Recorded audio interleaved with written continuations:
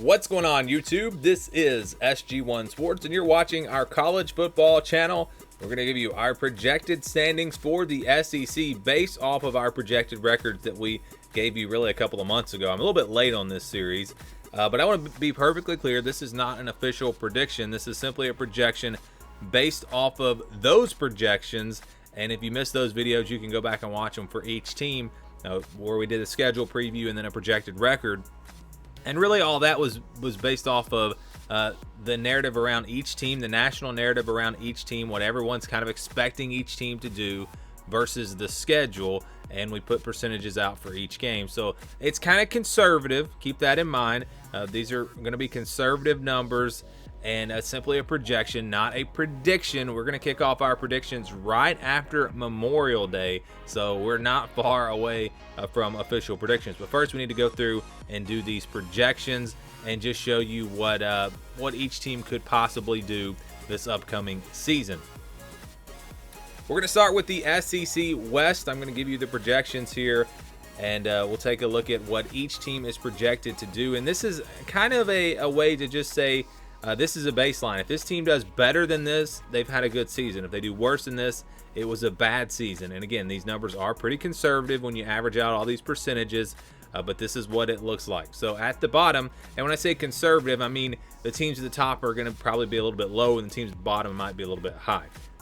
So, keep that in mind. But let's get into it here. We start at the bottom, and we have a tie between Arkansas and Mississippi State. Both teams 3-5 in the conference, 6-6 overall.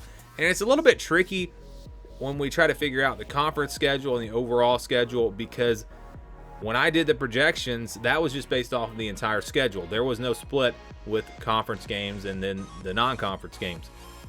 So I had to go through and just, if a team was favored in a non-conference game, I went ahead and counted that as a win. If they were not favored, it was a loss. There were some 50-50 games in there. So we had to move some of the conference schedules, some of the conference records around just a little bit to where they would come out even. But I did make the wins and losses come out even for the conference records.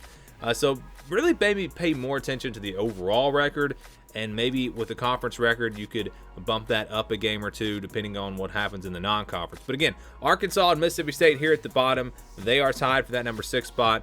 I put Arkansas ahead because I think that they have home field advantage, but really it's just a tie here. Both teams expected to go to a bowl game based off of these projections. And that would mean that every SEC West team would make it to a bowl game this season, which would be very possible, when you think about it. I think that could happen this year. Will Mississippi State and Arkansas both go 3-5? I don't know. Maybe one of them slips a little bit lower, 2-6, somewhere in there. But, I think especially Arkansas has potential to do even better than 3-5 in the conference. But they're at the bottom here. And then we have a three-way tie for the number 3 spot, and that's between LSU, Ole Miss, and Auburn. So all of these teams finishing at 4-4 in the conference. LSU and Ole Miss at 8-4, Auburn at 7-5. Now Ole Miss plays Louisville and they play Liberty. So if you say that maybe they lose one of those games, that could actually bump Ole Miss up to 5-3. So based off of their conference schedule, it works out pretty well to where Ole Miss could potentially surprise. They could be a 5-3 type team in the SEC this year. Now, I'll go ahead and tell you right now, I'm not going to pick LSU to go 4-4. I think they're better than that. But they do have a pretty tough conference schedule, and because of that schedule, the projection does come out a little bit lower, right there at 500, 8-4 overall. I think LSU will do better than that. I think this is at least a 9-3 team. But again, just looking at that schedule, it's pretty tough in the conference. And then you have Auburn down there at 4-4. This projection would have them losing to Penn State. If you turn that around and say that they would beat Penn State and go 7-5, then they would be just 3-5 in the SEC. And of course, we know they play a tough SEC schedule every year as well, playing Georgia, LSU playing Florida, Auburn playing Georgia. So again, you could change that around a little bit, but based off of the way I did this, all three of these teams would come out to be 4-4. Ole Miss and Auburn, I think that's pretty accurate. LSU, that's probably a little bit low. I think this team, again, can at least get to 5-3 in the SEC this year. Well, let's go now to number 2, and it's probably not a surprise because you probably know who number 1 is, but number 2 is going to be Texas A&M. Texas A&M, 5-3 in the SEC, 9-3 overall. I think that's a pretty fair projection. They could absolutely do better than that. They could be a 10-2 type team this year, and I really don't see them slipping much lower than this. But again, the SEC West is tough. You know, you've got LSU, you got Ole Miss, you got Auburn, of course, Alabama. These are all teams that could possibly beat Texas A&M. Arkansas plays them tough pretty much every year. That is not a gimme. So depending on how good Texas A&M is, you know, they could go 9-3, could even go 8-4. But I kind of lean more towards a 10-2 season for this team. I do think they probably lose a couple of games, but I don't want to give away any predictions, and that could change. We got players entering the transfer portal left and right. It seems like every day there's like 10, 15 new names. I mean, it's just crazy how many players are transferring. So we don't even know for sure what the roster is going to look like just yet. But Texas A&M right there at number 2, just ahead of LSU, Ole Miss, and Auburn. And then at number 1, it is Alabama. Alabama at 7-1 in the SEC, 11-1 overall. Our projection would have them beating Miami in the non-conference and losing a conference game. Now, who would that conference loss come to? Perhaps it's Texas A&M on the road, or LSU maybe. You got the Iron Bowl against Auburn. And they play, I believe, Texas A&M, LSU, and Auburn all on the road. So 3 of the tougher teams in the SEC West. That could make for a tricky schedule. And although I think Alabama, everyone would pretty much say that this is clearly the best team in the SEC West, I don't think that the gap is quite as wide this year. And I could see them losing a game. So I don't think that would be a big surprise. And again, when you average out all those numbers, go back and watch the Alabama video if you missed it. When you average out all those numbers, you could see how it comes out to where they could lose a game. So 7-1, 11-1 overall for Alabama. That's how the SEC West looks. Again, no real surprise to me. I think this is how most people would probably project it. Maybe LSU and Texas A&M a little bit higher. Ole Miss and Auburn are interesting. Don't really know for sure what we're going to get. And I think Arkansas and Mississippi State are going to be quality teams. I think they're maybe a little bit behind, especially Mississippi State. Maybe not Arkansas. Arkansas, I think, could surprise this year. But overall, again, I think this is a pretty good projection. Will my predictions look just like this?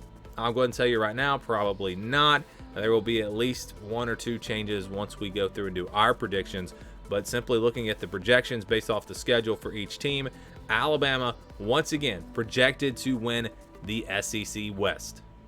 All right, let's take a look at our projections for the SEC East. And again, this is not an official prediction from SG1 Sports. It's simply a projection based off of our record projections that we did a couple of months ago, where we went through each team, did the schedule preview, gave you a projected record. A lot of things have changed since then, and just with these rosters of players transferring and everything.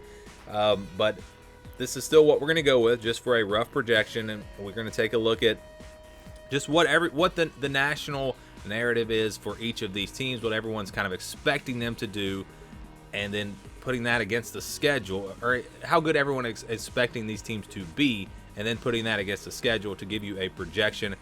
So let's go through, and we're going to start at the bottom for the SEC East. And at the bottom, we've got Vanderbilt. Vanderbilt projected to go 1-7, 4-8 overall. And again, when we talk about the conference and overall records here, you can maybe change it, tweak it just a little bit, because our projections were based off of the overall records. We didn't divide it up and do a conference projection and overall projection. So if you change a non-conference game to a win or a loss, that could change the conference record up or down a game, depending on the team. So Vanderbilt, again, 1-7, 4-8 overall.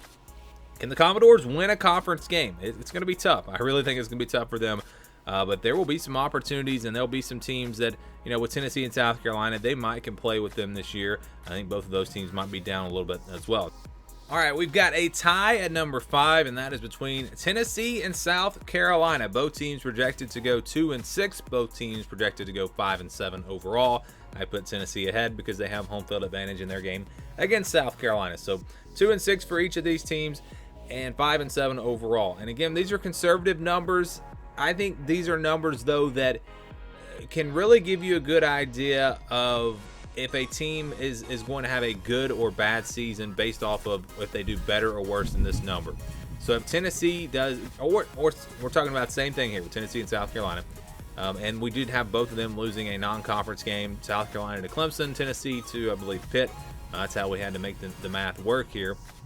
But for both of these teams, if they go 6-6, I think it's a good year. I really do. If they go 4-8, I think it's a bad year. So 5-7 is kind of that line where you want to do better than that to have a good season, and obviously you want to get to a bowl game. So 5-7 there for Tennessee and South Carolina. We also had a tie at number 3. And that's Kentucky and Missouri. Both teams projected to go 4-4 in the conference, 7-5 overall. And I'll tell you what, I think both of these teams have a great chance in their non-conference games that we have them losing here with this scenario. Kentucky to Louisville, Missouri, Boston College. I would pick Missouri and Kentucky to win both of those games, but to make the math work, I had to make the conference schedule, or record, I should say, 4-4 because we had the 7-5 overall. But you could change that and say they do go 7-5. If they win those non-conference games, then they're going to be just 3-5 in the SEC. So you're talking 3-5 or 4-4 in the SEC, 7-5 overall. And again, when we did our projections, it was based off of the entire schedule, the conference schedule, the non-conference, everything. And so it does make it a little bit tricky when you're trying to put these numbers together.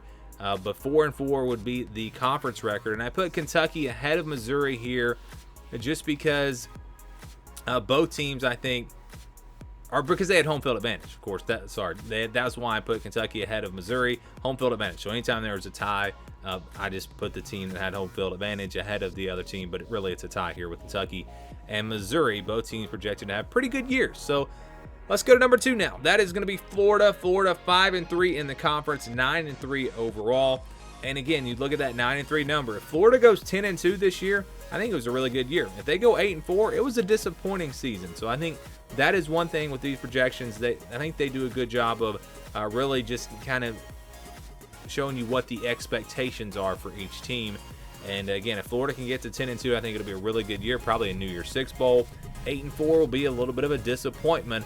I know they lost a lot, but with their schedule, this team can get to 9-3, I think, and maybe more than that. But number 1 in the East, it's Georgia. Georgia we have going 8-0, 11-1 overall. So again, with the math that we had to do, we had to give them a loss to Clemson and then have them win the rest of their games in the regular season, win all their conference games, go 8-0 in the SEC, 11-1 overall. And that's just the way the projection worked out, to where they would lose a game, and it may not be Clemson. They may go 7-1 in the SEC. They may beat Clemson, but just for the sake of doing this video and putting standings on the page for you, that would have them losing that game to Clemson. But like I said, when we did our projections, it was based off of the overall record. We didn't break it down by the conference record, non-conference schedule, any of that.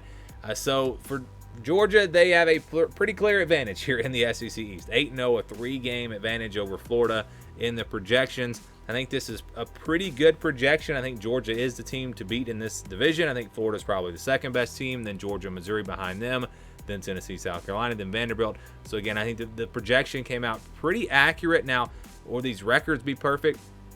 Probably not. Some teams will probably do a little bit better. Some teams will probably do a little bit worse.